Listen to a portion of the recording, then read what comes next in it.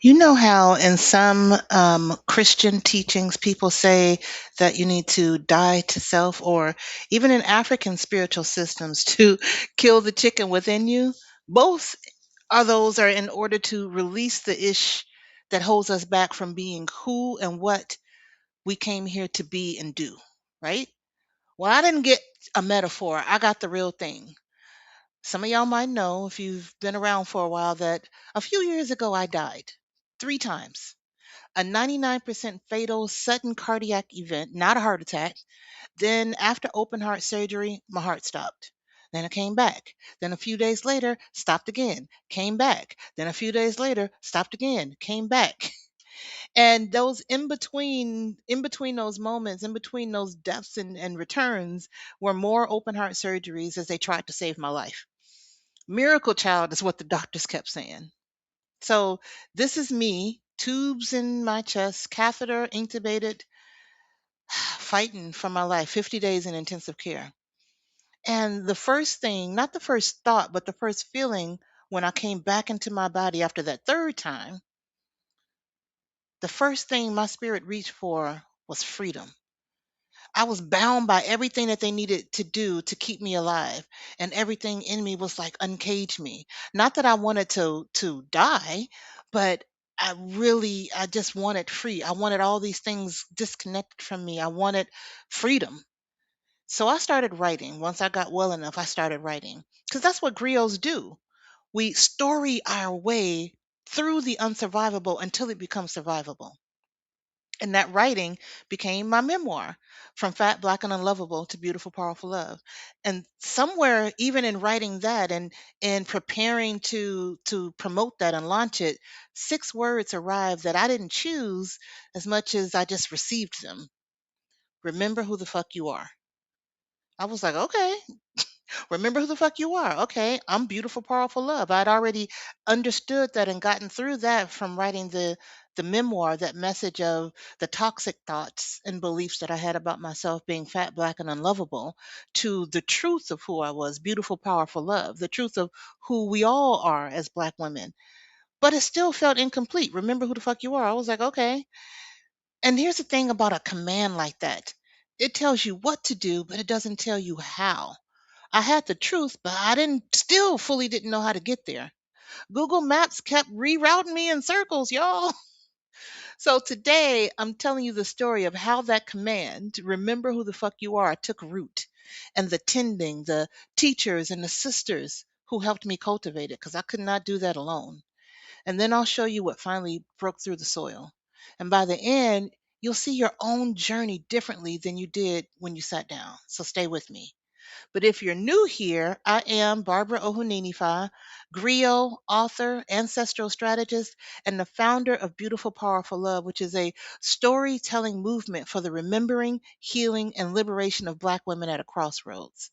If that's your jam, like, subscribe, and ring the bell, and let's go forward. It's taken me years to understand that those 3 deaths weren't just endings, they were compost. And what I'm walking you through today is what grew from that ground, fed slowly by everything that died to make room for it. I know, poetic as fuck, but listen, I'm a griot who has played hopscotch with death. I get to be dramatic. Compost doesn't work fast. A lot of people forget that. They want the metaphor of dying to self to be pretty. Death, rebirth, done like a phoenix rising from the ashes, all pretty and brilliant. But anyone who has actually grown something knows that what's underground takes time. And mine took years.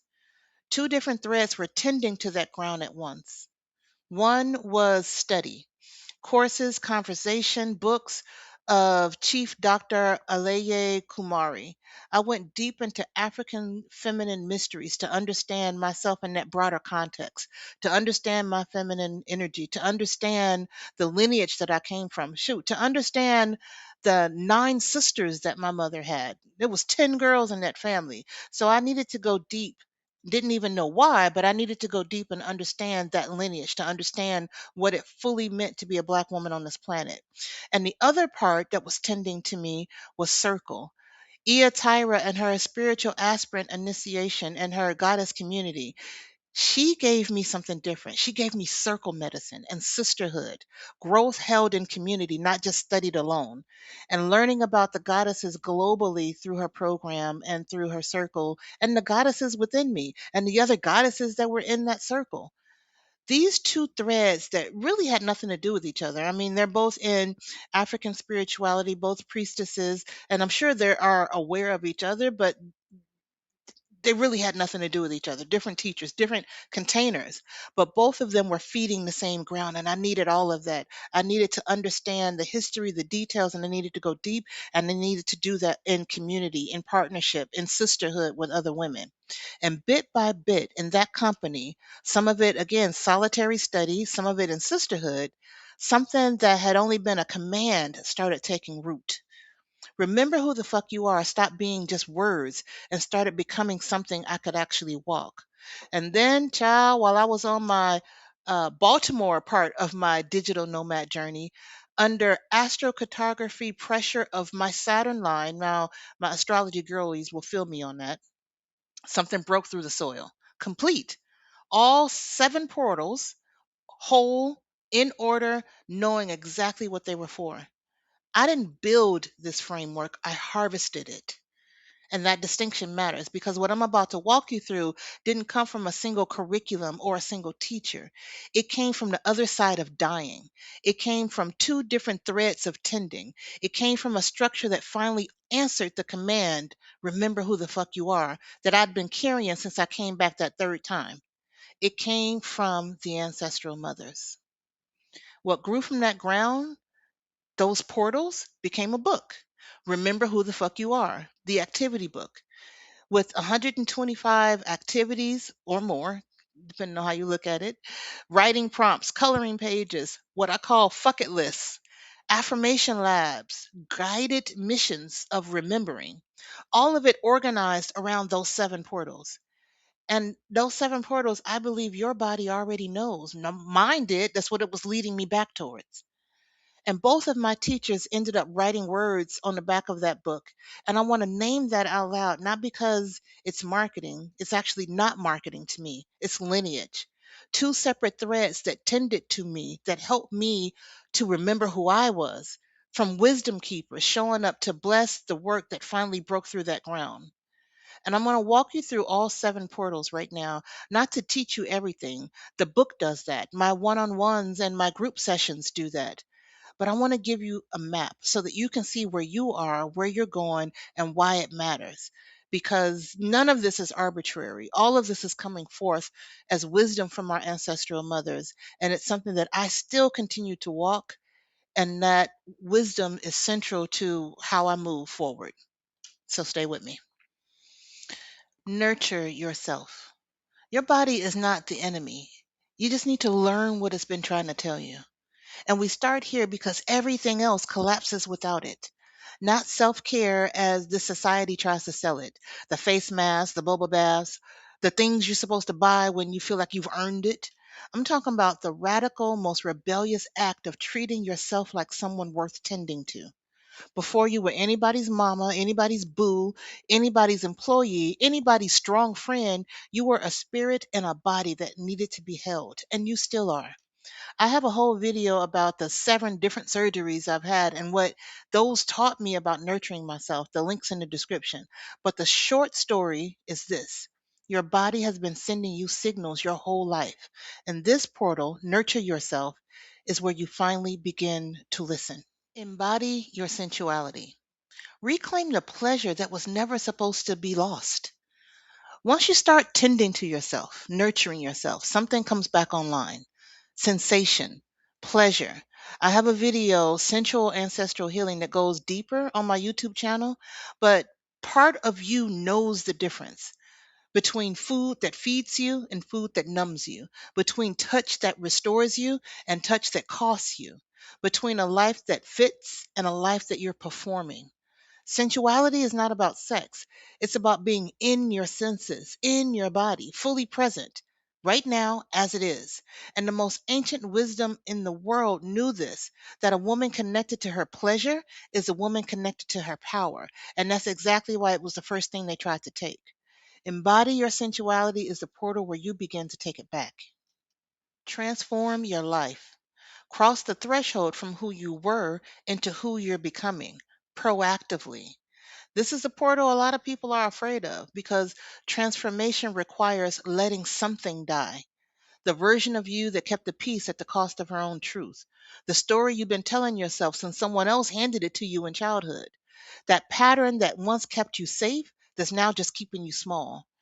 Every wisdom tradition on earth reaches for the same imagery to describe this: the storm, fire, wind, something that takes everything that's not rooted deeply enough and brings it up and out.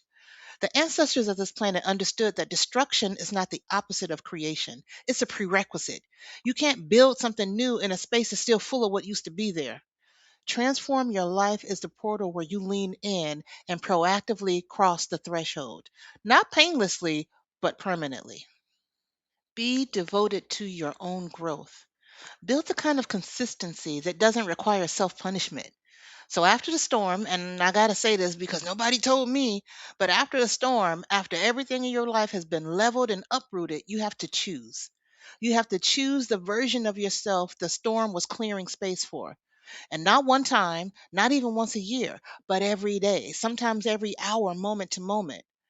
This is about devotion, not the self sacrificing, given to you empty kind that Black women been sold as a virtue, but devotion directed inward towards your own becoming, towards the daily, unglamorous practice of returning to yourself. That six house shit. Consistency without cruelty. You can't punish yourself into becoming who you're trying to become. You have to love yourself there. In Bell Hook's analysis in her book All About Love, she embraces M. Scott Peck's definition of love as the will to extend oneself for the purpose of nurturing one's own or another's spiritual growth. That shit hit me. Be devoted to your growth is the portal that strengthens that will. Embrace your shadow.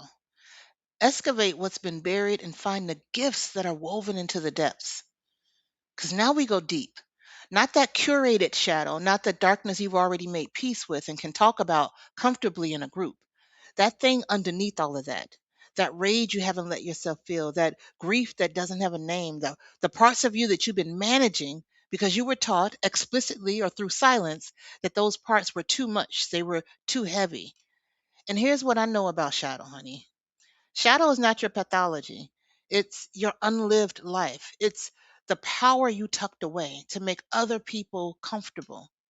And it's been waiting patiently in the dark for you to come find it. It's that Black Moon Lilith type shit. You don't have to go into the shadow to fix yourself. You go in to meet yourself.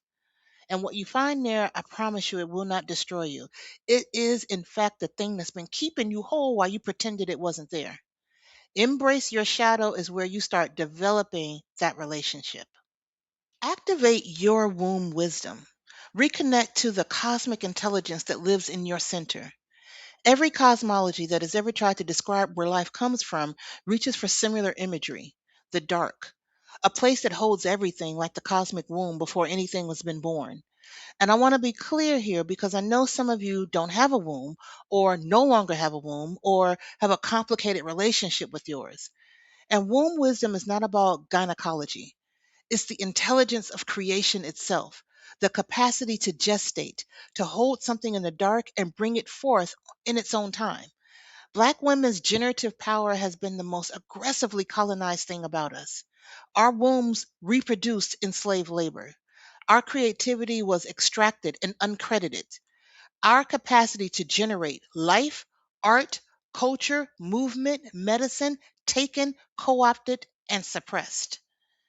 Activate Your Womb Wisdom is the portal where we begin reclaiming our own creative power. Seek balance and healing with nature. Remember that you were never separate from the earth. With this portal, we close where we start, on the ground. Not metaphorically, the actual ground, the earth, under your feet right now.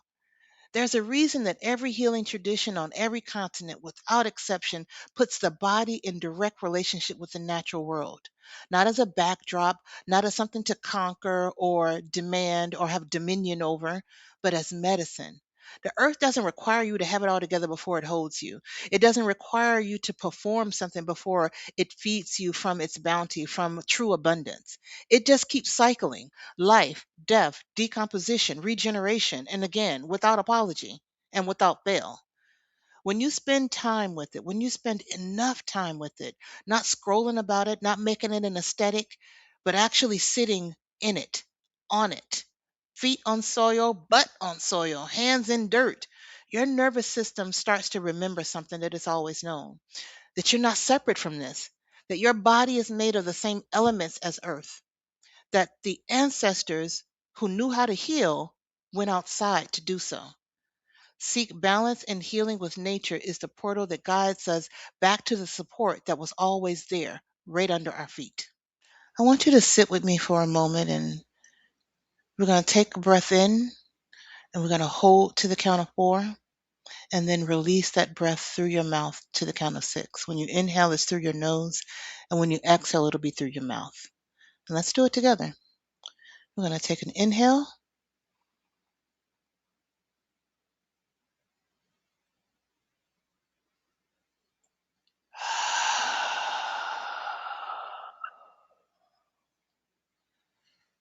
Let's do that one more time. Breathe in.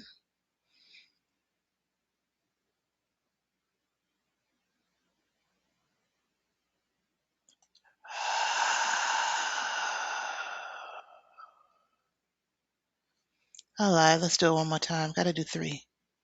Inhale.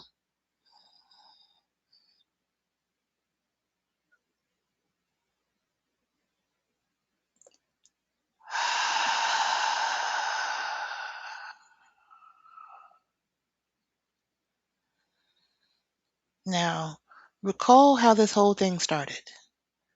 Not with an answer, but with a death.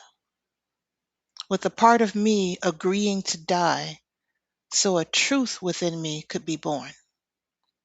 Now, you don't have to almost die to do this. I don't recommend it. But you have to be willing to let something die within you. The version of you that's been performing instead of living. The version of you that's been managing instead of feeling. The version of you that learned to survive so well that you forgot how to actually be free. All of that has to go into the ground too. Take a breath.